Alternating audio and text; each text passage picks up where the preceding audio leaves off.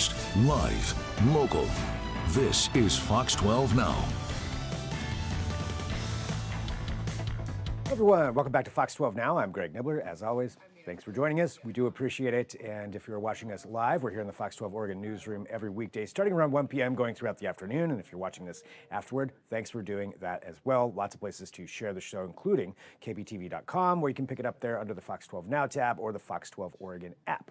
Another great way to do so. But today we're talking about Formula E. So in case you don't know, just to remind you, the Portland E-Prix is taking place this weekend. That's Saturday and Sunday, the 29th and 30th of June, here in Portland. Two different races, all taking place out there at the Portland International Raceway. And this is part of the international circuit that they have for this series. This is two of the almost last races. Actually, the last two races are in London after Portland, but this is really bringing this entire season for Formula E to a head here, right here in Portland. So it's a pretty interesting thing, and it takes a lot to put this on. So this is a tour that goes through Shanghai, Berlin, London, lots of places, I think Sao Paulo, somewhere in Brazil anyway. So all over the place where they do end up going. And to do so, it takes thousands of people to put this on. So they bring in thousands of people to help set up everything. Here, I'll give you just a little bit of context here if you haven't seen what it looks like before, but to set up just even the village where all of this takes place. So there's a lot of people here in Portland right now as part of that. One of the big missions, though, of Formula E is sustainability. And this is apparently part of the goal from the very beginning of it. These are battery-powered cars, so they're electric vehicles, and that ties into the whole ethos that they have there of keeping things climate-friendly, green energy. They like to source things locally. They like to work with the local communities that they come in. So it really is a different kind of motorsport than we've seen before. And we cover some of that in this interview. I talked to Julia Palle, who is the VP of Sustainability for Formula E, about this, about some of their missions that go with that. So that's what the interview is that you're going to see. And for me, the technology also, I think, is really interesting on how this is advancing tech. And these are the kinds of things where you see things tested out on a racetrack. You may not think about it, but this is where something that works there could end up in that electric car that you have at home, the one that you're driving around. We even cover some of that. Some of the innovations that they get to try out on this, that's going to end up in your vehicle.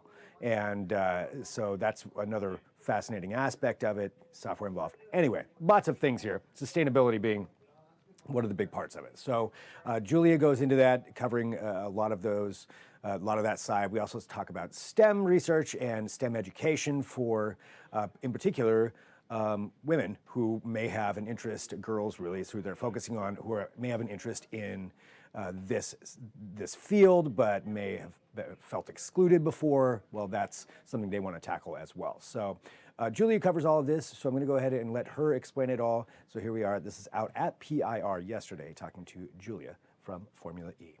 Not at all. You good? All right. Well, Julia, thank you, for being able to talk to us. I think to start off, could you tell us about your position here with Formula E and what that means and what you cover? Yeah, of course. So I'm VP of Sustainability at Formula E, which means I'm overseeing all the strategy, implementation for the series. And that's not, any other strategy. We are a sport born with a purpose. So the sustainability strategy is, first of all, very holistic. The environmental aspect, the social community impact, but also working with all the ecosystem partners, the teams, the sponsors, and also making sure that effectively on our events, we're as sustainable as it can get. And that's no surprise that we've been certified with the International Standard for Sustainability in Events since basically season 2. So it's really an ongoing commitment, like a race with no finish line for us. Yeah, and you said, that this is with a purpose from the very beginning. I know from what I understand, you've been with Formula E since maybe even before it started. Since day -1 or day 0. Yes, absolutely. I've been there for the last 10 years, really, seeing the evolution of the series and the championship, both from the sports perspective, huge and growing fan base, most popular motorsport in the world, but also really the sophistication of our sustainability approach, really making sure that our events are reflecting, and I would say practicing what we preach in terms of sustainability, no plastic bottles, renewable energy being used to charge the cars and the events, and so on. Yeah, that sustainability aspect, and I want to talk about the cars and the vehicles and the tech, but even just preparing for this event, from what I understand, there's a couple thousand people at least that come in for this. The things you're constructing here are massive amount of things, but even if you could, tell us a little bit about the sustainability when it comes to that, as far as bringing all of this in and making this village essentially up here.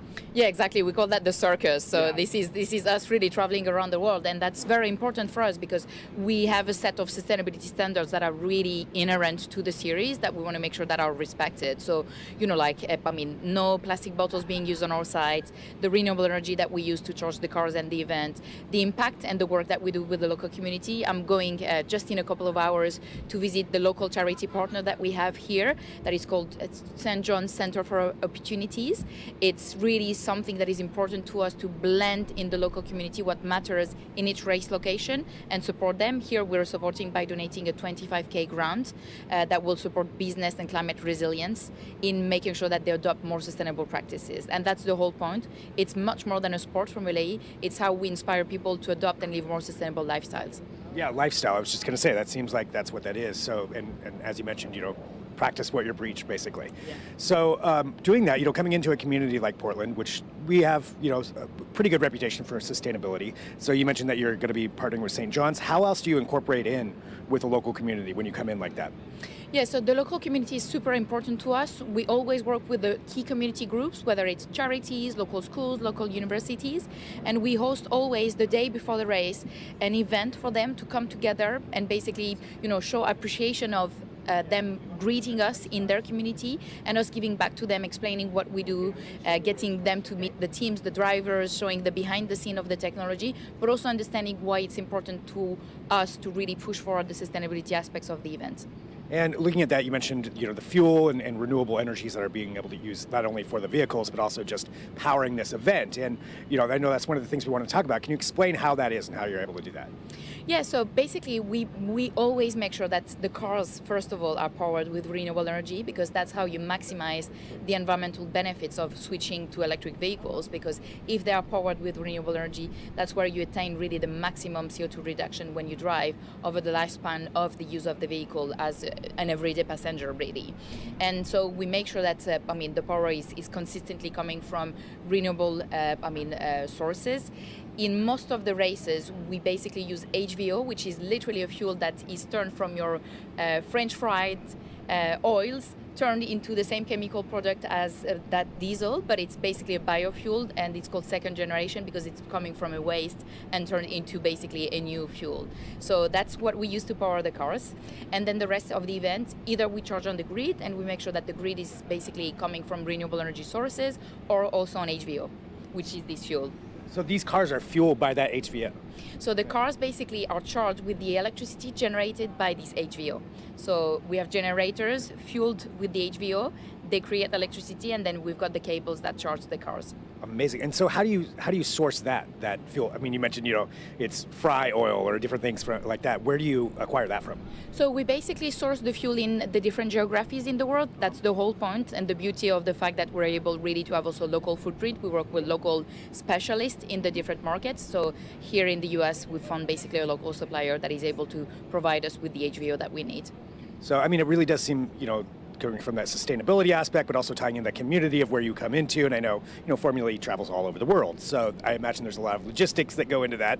Can't imagine the planning, but still, once you come into a place, I would imagine then you make those partnerships, and that probably makes it easier to come back to some of those places.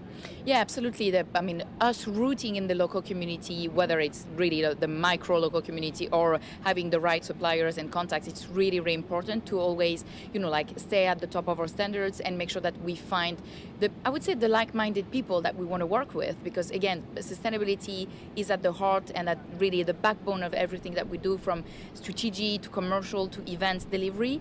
And so having those partners in the different markets is very, very important to us, and we want to continue those relationships and collaborations. One of the things with the vehicles themselves and going on that sustainability aspect is we were talking to some of the drivers, and they mentioned, they start off the race with half the energy that they need to finish it, and they have to generate it through that. So looking at it from that aspect, how have you seen the technology for that change over 10 years and grow, and what are some of the key points for you of that? Yeah, I mean, it's pretty insane if you think about it, that when they start basically being behind the steering wheel, they can technically go only halfway through the race. So they need to be really, really smart at regenerating energy. And really, our races are all about energy efficiency. The smartest driver, those that have the best capacity in terms of using that car, maximizing the battery capacity, will be the one that potentially will be winning, on top of the fact that they have obviously a performing car. And so that's the key for us. It's really showcasing that driving electric vehicles is something that is really unique and really different. And so we're reflecting that through the energy efficiency, through the fact that the drivers need to regenerate the power during the race. And I mean, that's got to be pushing forward a lot of technology and innovation, I would imagine, because it's competition at the same time. So everybody wants to be better at it, but somebody who's doing something really well, I imagine, could get adopted by another team, and then maybe even make it out into the consumer marketplace at some point. Yeah, I mean, the reason why ultimately all those OEMs, car manufacturers, are in the series is that they are using us as a technological laboratory to test new technologies and then ultimately transfer them. The beauty of Formula E is that the tech transfer goes really, really fast. So I would say the highest, the most sophisticated technologies that are developed in the garages for racing, they take up to 4 years, which is nothing if you consider the innovation cycle of a new technology to be transferred into the car that you and I will be driving. And then you have more, let's say,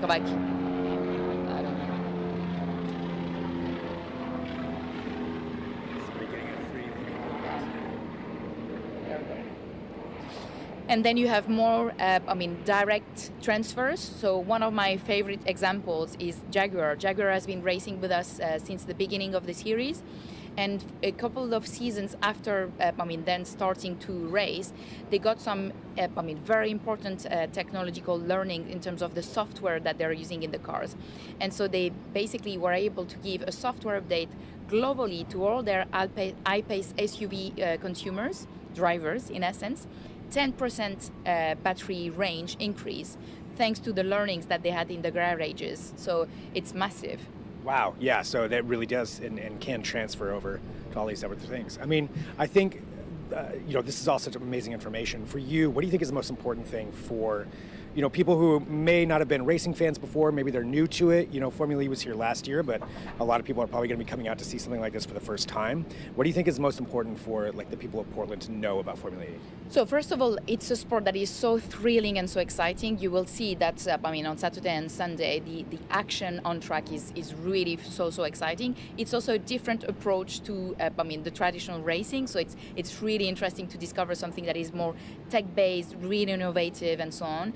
And then also it's a sport that is really here to support basically the fight against climate change and really bringing community on board. It's really about sustainability. So that's my pitch to those fans. Yeah, I mean, we spoke to Jeff Dodds too about this, and he mentioned, that it's bringing in a whole new fan base of people who are maybe interested in tech, or maybe they love the climate change aspect of it, the green aspect of it, and all of that. And I think that's really interesting just to have that. That as part of I think it's really what makes us really unique, and we're seeing obviously in our fan base that it's a fan base that really resonates with those aspects: technology, innovation, sustainability. It's really something that matters to our fans, and also interestingly, our audience is very, very young, under 35 for most of it, and that's also resonating with the reality that we're facing at the moment in the world. Well, Julia, thank you so much. Anything else you think that people should know? Or I think we've covered a lot. Maybe one more thing on the girls program that we have. Yes. We have a huge female empowerment program that is basically now taking place at every single event that we deliver. So obviously also in Portland today and tomorrow. That is called Girls on Track. And Girls on Track is really a grassroots program to inspire girls to embrace STEM careers, so technical careers.